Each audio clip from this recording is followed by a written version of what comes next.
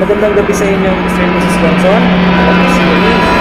Anyway, wala naman tao nakita kong batang tumakbo.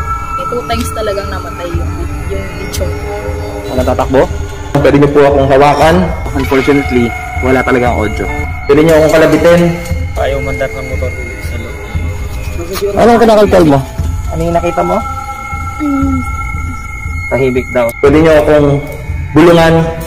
Bigla pong may sumilip na batang. Maliit lang po siya tapos itim po. Hindi tayo maniniwala basta-basta dyan. At gusto po namin patunayan kung nandito pa po kayo. Kalmado lang. Go.